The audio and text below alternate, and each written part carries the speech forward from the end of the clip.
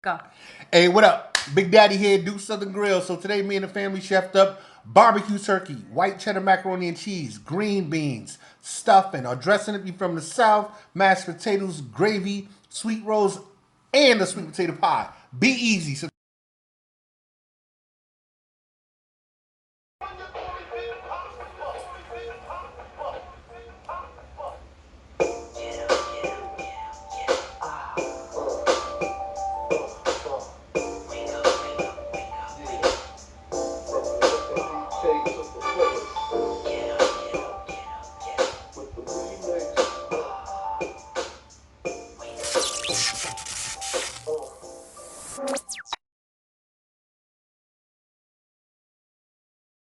hey, what's up? Good morning. It's too early for you to be messing up. Don't be messing up. Big Daddy here, Duke Southern Grill. So Sunday, my wife wanted a real big meal today for some odd reason. So last night I had to brine the turkey that's on the menu for the day, and I don't know. I ain't even had my coffee yet. So today, what we getting into? We have some oven roasted turkey. Of course, that's what that huge bird is. Um, Mashed potatoes, gravy, mac and cheese, stuffing, fresh green beans, and was it biscuits or you said sweet rolls? Um, Yeast rolls. The yeast rolls. Don't try to correct me. It's Big Daddy. Too early for all that. So, that's it, right? Oh, nah. Then she wanted dessert. Chocolate cake and sweet potato pie.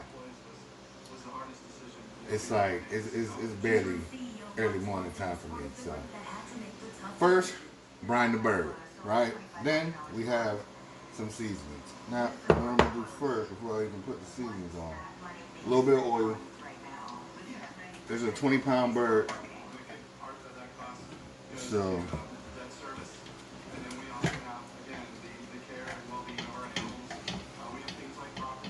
a little bit EVOO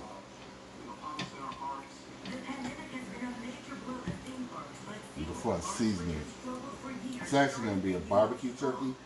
When I met my wife 20 years ago, she told me her mom used to always bake her and her brothers a barbecue turkey.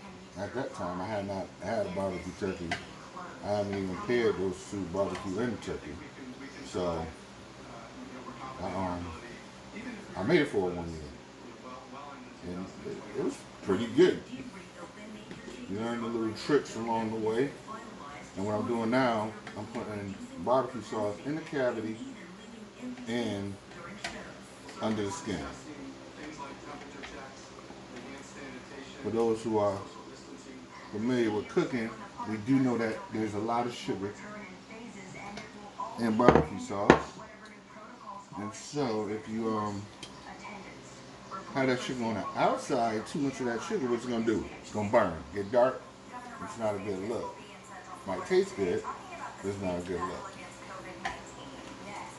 All right, y'all can look at that bird while I step away for a second.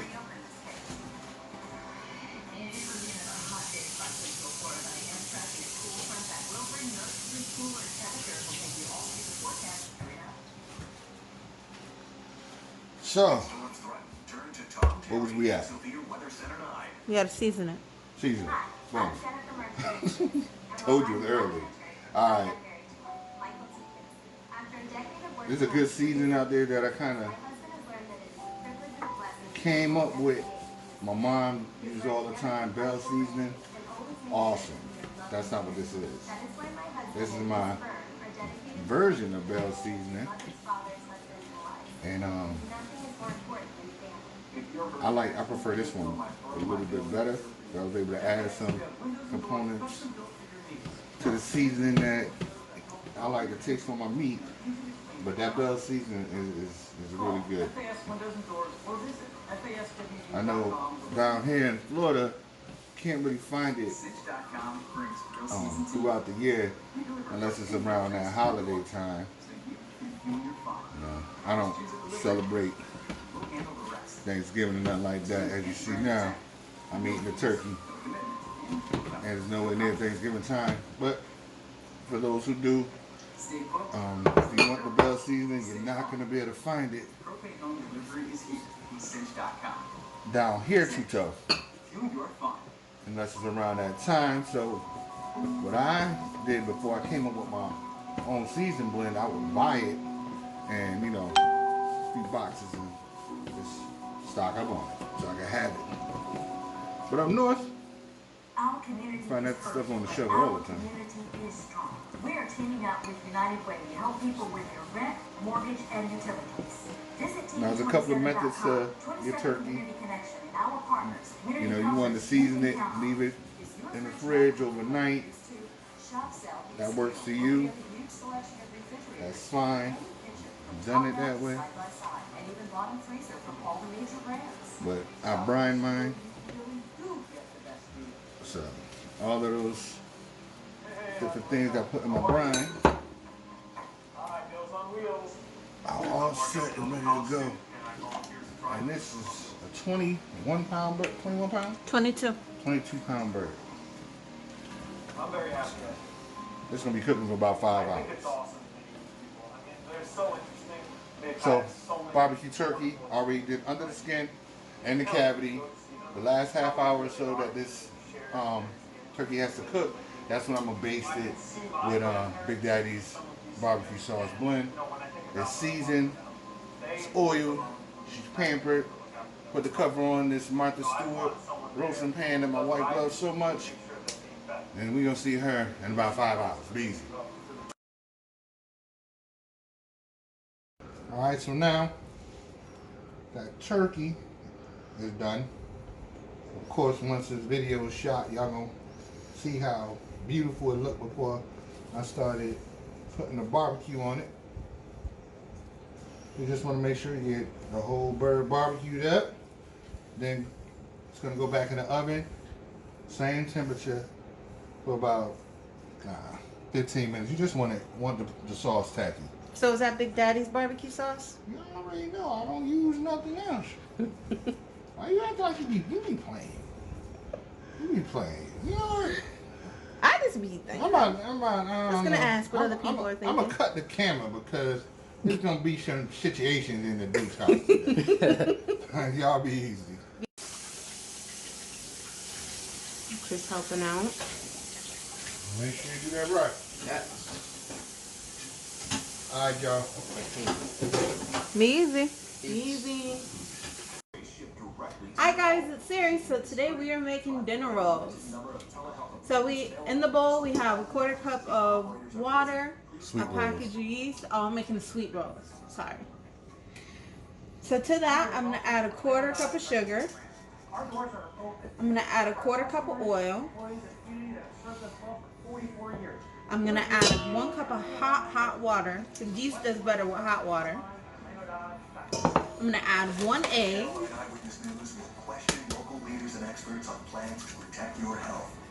And then 4 cups of flour. I'm gonna mix that up. Oh, wait, first I'm gonna mix it up.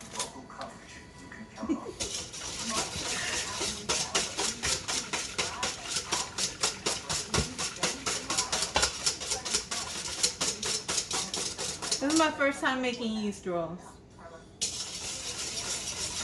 Okay, so now I'm going to add my 4 cups of flour, one at a time. And you want to mix after each cup of flour.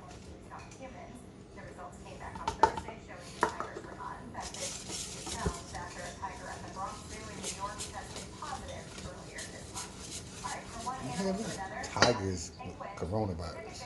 Do y'all hear about the tigers having coronavirus? That's crazy. I didn't know that they could even get coronavirus. Nobody knows. Nobody knows nothing anymore. Okay.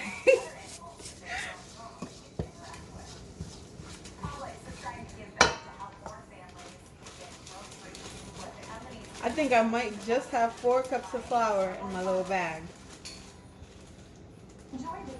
You don't have to put on your mask and walk to the store. I'm not walking to the store. See, that's why you have good wholesalers, so you get big bags of flour.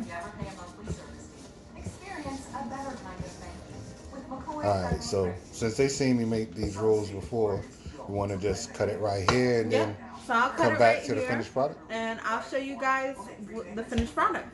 All right. Be right back. Be easy. Hi guys. Okay, so I kneaded the dough. I let it rise for about an hour. And then I took a 2-ounce measure, you know, our catering spoon, and I made the balls. So I'm gonna just show you how to make the last one. So you just want to make sure you put the dough in the measurer, and then just take it and fold it underneath itself. There you go. So you say about a half hour? I say about a half hour. These So they should double? be doubled, and they should be touching slightly. All right, cool. All right, so I'll show you the finished product. Bye. Guys, it's Sari. So these are the dinner rolls. You see that they've doubled. They're touching.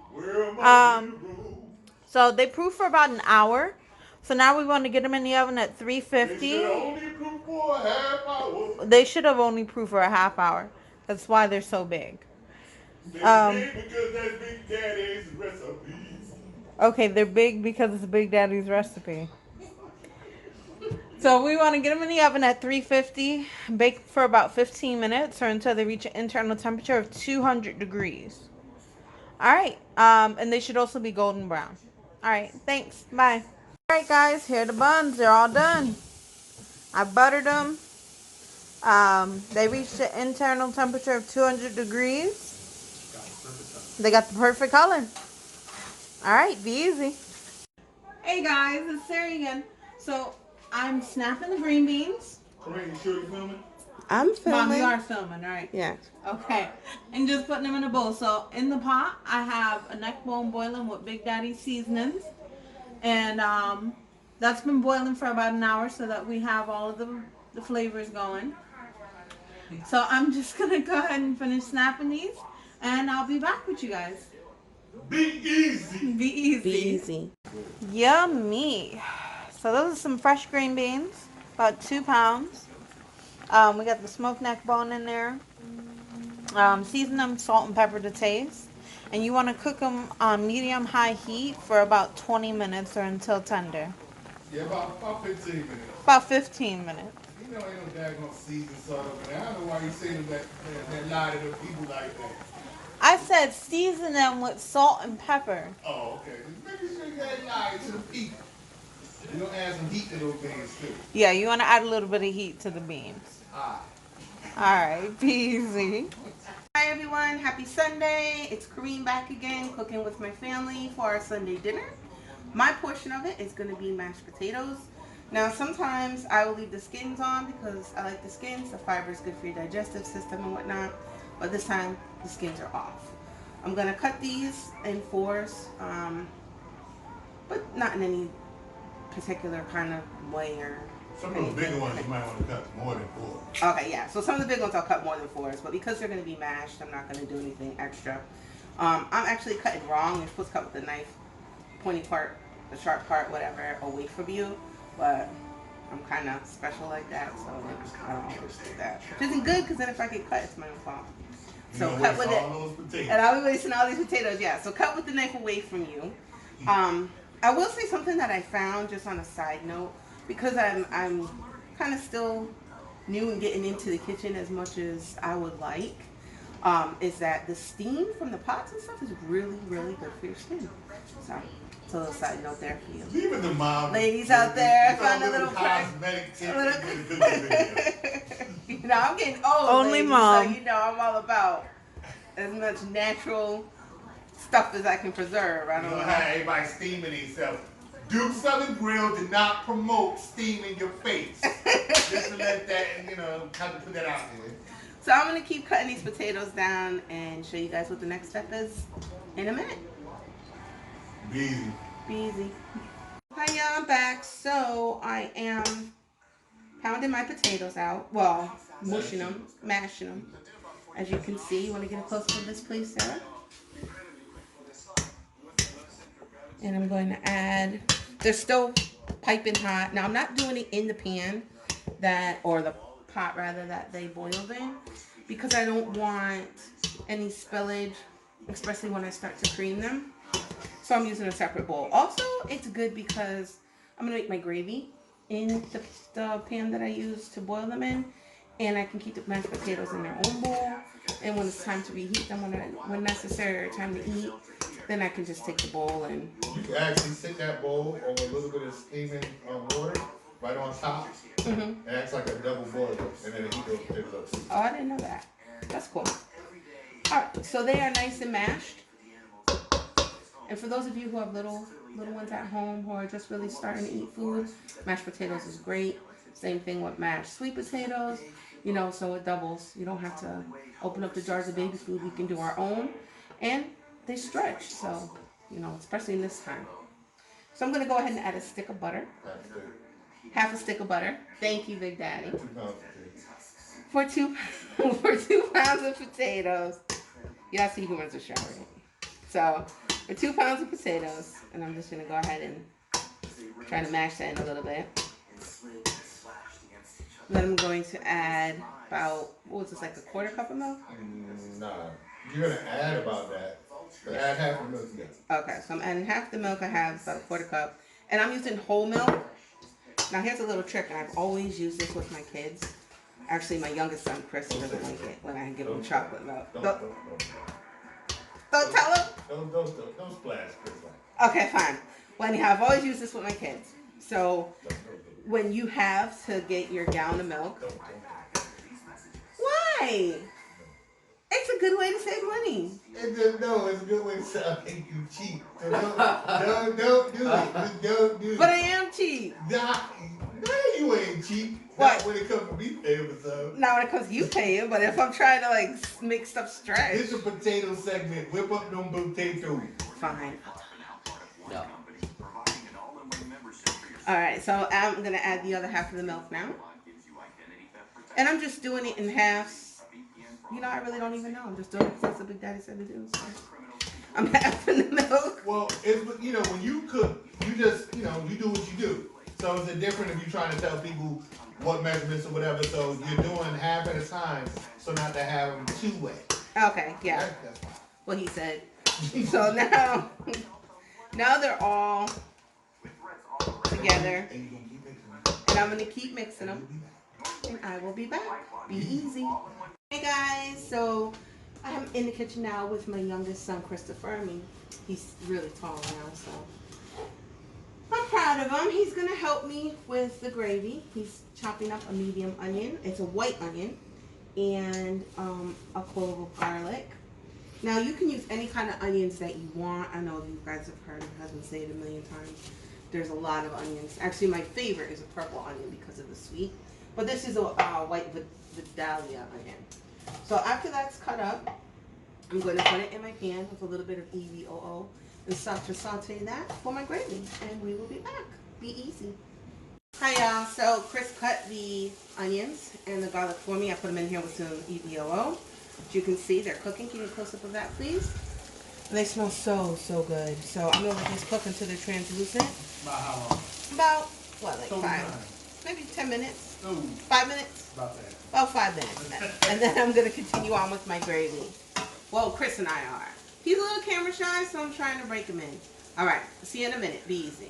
Hi, y'all. So we're back. So I put in a cup of turkey drippings, and I traded my spatula for a whisk.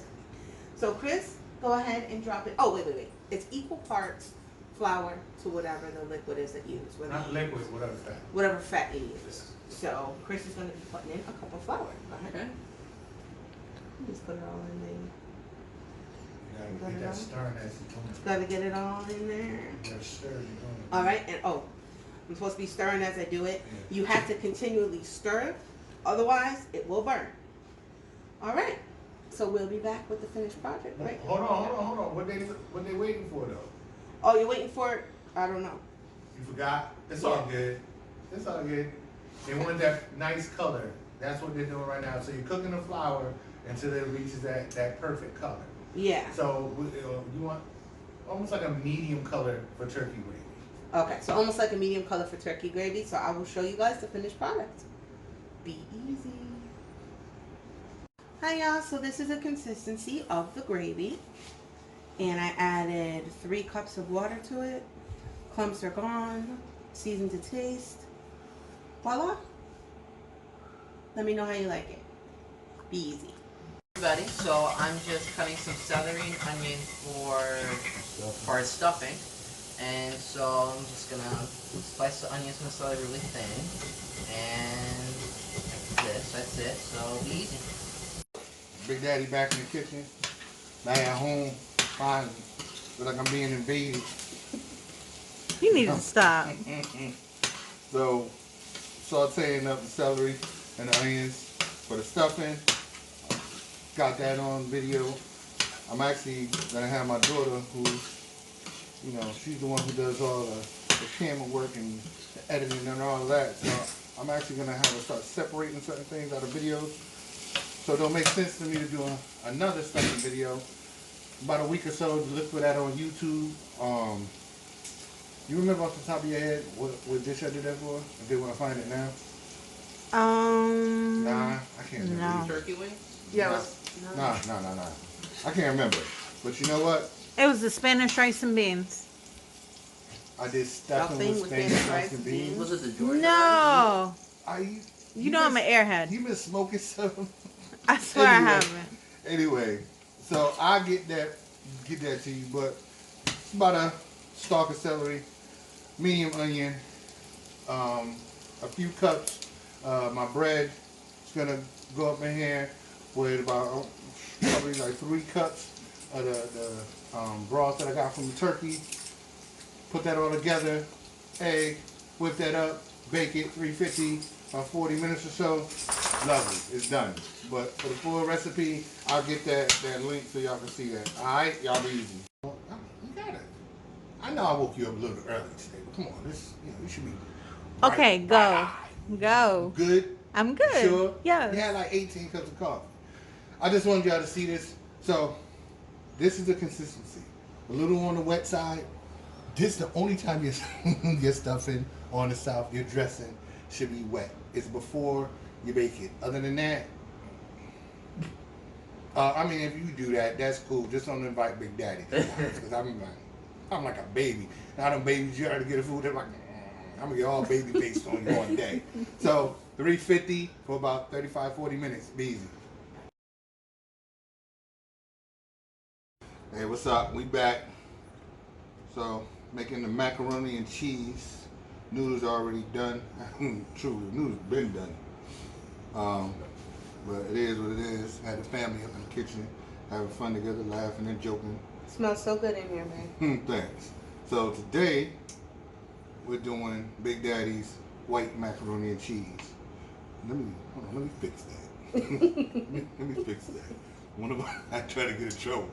Not white as in, I'm going to back off that.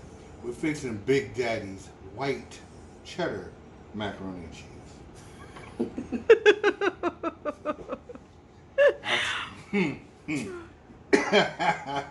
So I started because there's some components to this that I'm not going to share. As with my normal Mac, I sent, at first when I shot that video, I didn't tell what was in my macaroni and cheese because, it's my close recipe. But I had a few people, saying, well, it's not the video. I see the video and everything, but what do we put in it? So after thinking about it, I was like, well, how am I going to do that? And the pot is cooking. It's got, being a chef, high heat tolerance. And it's on low. But I got to thinking, let me come up with another macaroni and cheese recipe. So I came up with my second best for my, traditional mac that I make. So I'm gonna give y'all the second best for the white cheddar. You're gonna need a pound of noodles, half a stick of butter, cup of milk, salt and pepper to taste. It's white cheddar, so you probably want to use white pepper if you want to add it. I know the cheaper cheese tend to be a little more saltier. This isn't cheap cheese, so. And I'll say 1, 2, 3, about 3 cups of this white cheddar. What you want to do is Melt the butter. Simmer the milk. Don't walk away and let your milk boil out, because then you won't have the right consistency. And then half a block at a time, what you want to do is just stir this in. And that's it. Till it's nice and creamy. It's already creamy, but till it's not. So I'm gonna finish this up. Y'all be easy. My wife is crazy. Talking about it look like pudding. It does. It's nice and thick though, nice and creamy, no lumps, not grainy, not stringy. When you follow Big Daddy's steps, I'm trying to tell you, you have your family at the table eating their fingers trying to wolf this down so fast. Easy. Guys, I'm back. So I have my cooked and cut sweet potatoes in here along with the base for my filling for my sweet potato pie. If you want to see the rest of the recipe, you can go to DSG's YouTube channel. This is kind of loud, so I'm going to cut here. And Don't forget to subscribe. don't forget to like and subscribe on the page, please. We appreciate all your views. Love you all. See you soon. So I'm back. I just want to show you how it's supposed to look. The consistency, as you can see, is supposed to be smooth. No lumps, no clumps, no string. Be easy. Hi guys, so today we're making Big Daddy's flaky pie crust. So I'm not going to show you the whole thing. If you guys want to see it, check out the recipe on the Duke Southern Grow YouTube page. And don't forget to like and subscribe. Alright, so I'm going to go ahead and crumble up this shortening into the flour.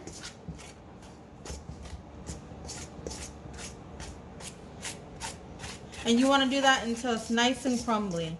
The consistency of like a sand. Alright, so I don't want to bore you guys. So I'll be back and I'll show you what the dough ball looks like. Bye. Hi guys, so here's the dough ball. So I ended up kneading it for like 2 minutes. Alright, so I'm going to go ahead and roll this out. Alright, and we'll be back. Be easy. Hi guys, so we rolled out the crust and we put it in the pan, and I'm going to show you guys how to do the edge. So you want to take the excess dough that's hanging over, and this pie pan actually already has a scalloped edge. So you just take your two thumbs next to each other and just push down till they make little teeny grooves.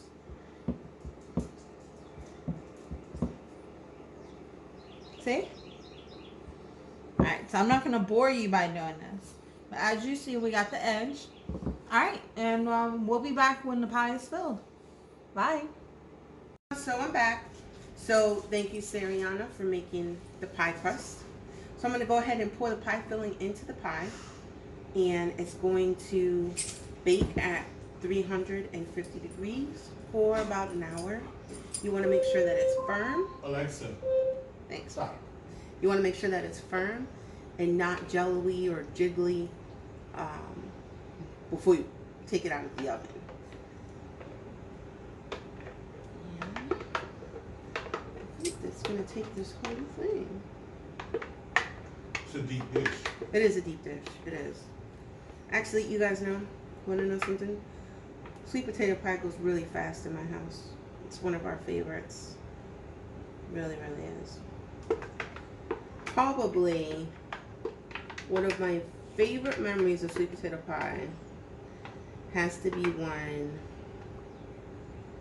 I first had it, and that's when I first met my husband. And actually, Mom made it.